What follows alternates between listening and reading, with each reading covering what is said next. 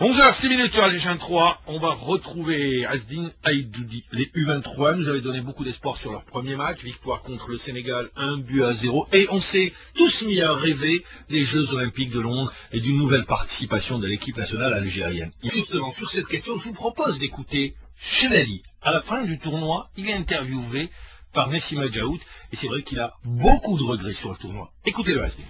Beaucoup de regrets, toujours un peu de regrets, de chagrin de ne pas s'être qualifié au JO, parce que je pense qu'il y avait les moyens d'y arriver. Maintenant, voilà, il faut être fort pour penser à autre chose et pour passer à autre chose. Donc les moyens, c'est vrai qu'on dit que cette équipe a eu tous les moyens, elle s'est préparée pendant presque une année. Ouais, c'est clair, on s'est très bien préparé. Je pense que sur la préparation, il n'y a rien à redire. Après, voilà, je pense que les jours J, on a manqué un peu de maturité, un peu de discipline et de talent pour pouvoir forcer des choses. Et donc, à votre avis, sur quel match ça a coincé? Vous pensez qu'on aurait pu gagner le Maroc, ou peut-être le résultat du Maroc-Sénégal a quelque peu anéanti l'équipe? Qu'est-ce qui s'est passé réellement? Ouais, c'est clair. Mais bon, moi, je pense que le plus de regrets, c'est le match contre le Nigeria, surtout que quand on mène 1-0 à la mi-temps, on doit pas flancher et perdre cette deuxième mi-temps. Maintenant, c'est vrai que à la mi-temps, quand on a su le résultat de l'autre match, ça a peut-être joué dans les têtes, mais bon, normalement, tout joueur professionnel qui se respecte ne doit pas penser à autre match qu'à le sien. Donc maintenant, voilà, le problème, c'est, comme je vous ai dit, c'est un problème de concentration, parce que quand on mène 1-0 à la mi-temps et on se fait rattraper et on perd 4-1, je pense qu'il y a eu un problème physique et surtout un problème mental. Est-ce que vous pensez réellement que c'était nécessaire de vous dire que le Sénégal menait, qu'on était éliminé, si le score restait là à la mi-temps, pendant la pause? Bah non, avec le recul que j'ai, je sais pas si c'était nécessaire ou pas, mais bon, c'est clair qu'il fallait le savoir aussi, parce que à 1-0 pour le Sénégal, nous fallait qu'on mette un deuxième but. Donc si on reste à 1-0, on était éliminé. Après voilà, je pense que oui, c'était bon à savoir, malgré que je pense que cette nouvelle a baissé les têtes de certains joueurs. Mais voilà, moi je pense que même en sachant le résultat, au contraire, ça aurait dû nous motiver pour aller de l'avant et mettre un deuxième but et en aucun cas nous faire baisser la tête. Il n'est peut-être pas question de revenir sur le passé, mais peut-être que l'équipe aurait pu assurer sa qualification avant, peut-être contre le Maroc.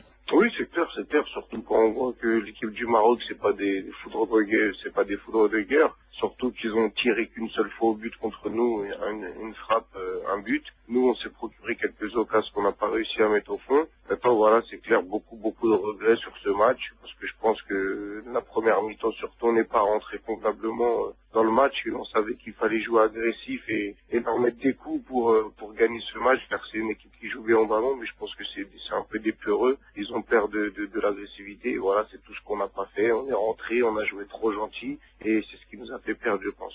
Aujourd'hui, vous pensez à quoi?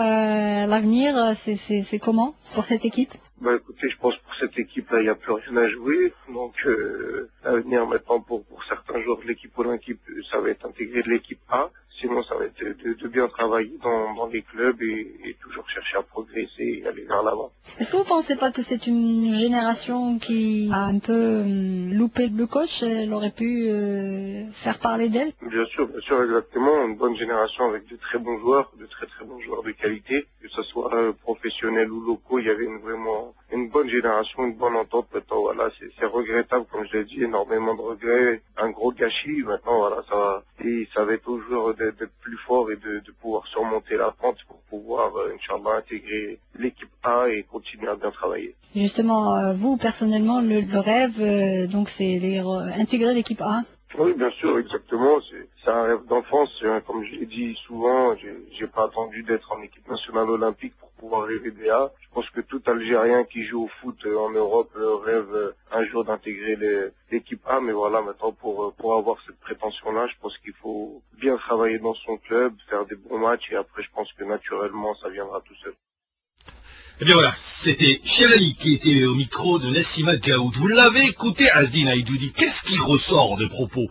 Sur le plan en discipline, on a manqué de discipline, faiblesse mentale, concentration, on n'était pas au point physiquement, manque d'agressivité par exemple lors d'un match. C'est ce qui ressort des propos du joueur. Qu'est-ce que vous dites?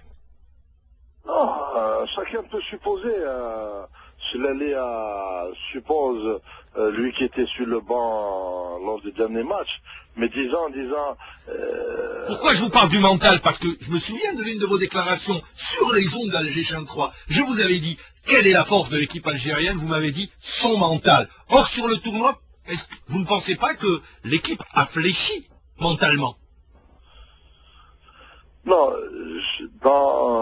pour les deux premiers matchs, on était aussi fort, sincèrement, sur le plan mental. On a fait année de la résistance avec nos adversaires. On était quand même proche de la réussite. Pour se qualifier. Mais disons, lors du troisième match, je pense qu'il y avait tout depuis notre départ de Tanger vers Marrakech, il y avait quand même comme une aisance, parce que même les analyses qu'on a faites sur l'équipe du Nigeria lors ces deux derniers matchs, on les a vus un peu amorphe, et on a cru à cette facilité peut-être parce que surtout quand on a marqué le premier but, on s'est dit peut-être qu'on allait marquer d'autres, et puis les choses se sont passées autrement. Maintenant, le plus important, je pense, au lieu de revenir sur... on est obligé de revenir pour après partir. Ouais. Oui, mais après partir, il y a un rapport que je dois faire. Il y a aussi, quel que ce soit, il y a des trucs, ça va être moi et la fédération. Hein, c'est Quel truc, quand vous dites truc, c'est quoi? De rapport. Il y a un rapport technique sur beaucoup de facteurs, comment aller se préparer pour Inch'Allah, les prochaines échéances, pour les autres catégories. Pour vous, c'était pas la préparation idéale?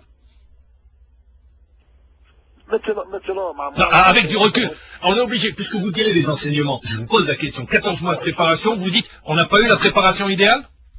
Qu'est-ce que vous dites? Non, mais moi personnellement, la question que je me pose aujourd'hui, oui, c'est quand j'étais très attaqué lors de ma préparation par des entraîneurs, des présidents de club, tu vois, de ce côté-là, il y a... Vous voulez revenir à la déclaration? On va la jouer, on va pas la jouer langue de bois. On va parler franchement. Vous voulez revenir à la déclaration, par exemple, du président Hanachi sur le fait d'avoir retenu deux joueurs? À la déclaration des dirigeants du NER. Il y avait pas un seul président, il y avait beaucoup de... je vous ai parlé, le NER de la JSK, l'Akhroub à un moment donné. Il y avait beaucoup qui m'ont, moi je suis un homme, hein, je suis un être humain, qui a quand même ses faiblesses. Je vais pas. Vous avez mal vécu, vous avez mal vécu. Quand ça se passe chaque semaine, vous avez des attaques, tout ça, je ne vais pas dire sur le tournoi, une influence sur le tournoi, mais je parle de cette catégorie. Mais pourquoi vous l'avez pas dit avant et vous le dites aujourd'hui? Non, parce que c'est une chose qui m'est restée...